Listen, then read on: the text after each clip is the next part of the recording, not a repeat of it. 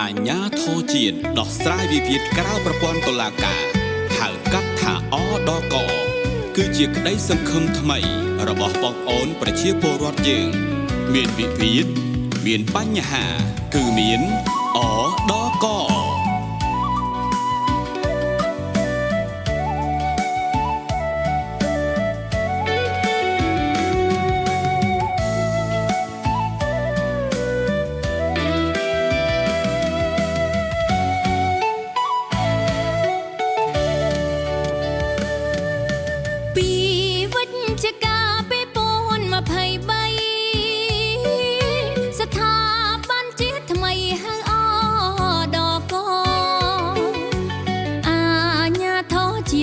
រាសាតក្រមការគាំទ្រសម្ដេចធិបតីជាសង្ឃឹមដងស្រ័យវិង្វៀនជូនជនប្រុងស្រីក្រៅប្រព័ន្ធតុលាការ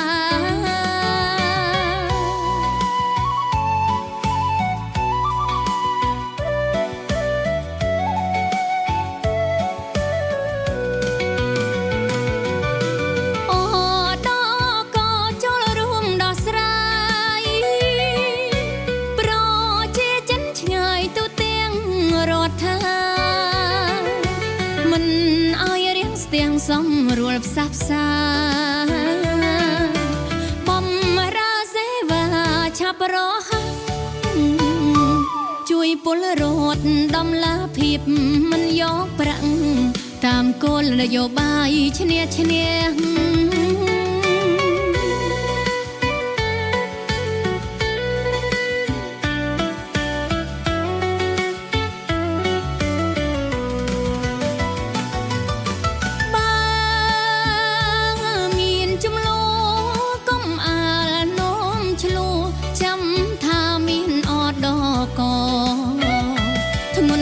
ថ្ម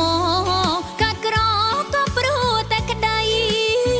កុំប្តឹងផ្ដាល់អីត្រូវរកអ្នកជួយផ្សះផ្សា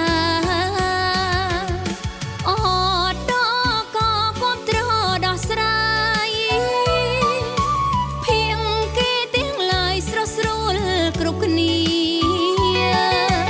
ជួយមិនលំអៀងជួយកំពី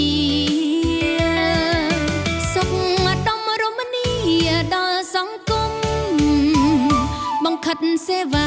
ឲ្យនៅកាន់តែគៀងប្រជាពលរដ្ឋគ្រប់ប្រាន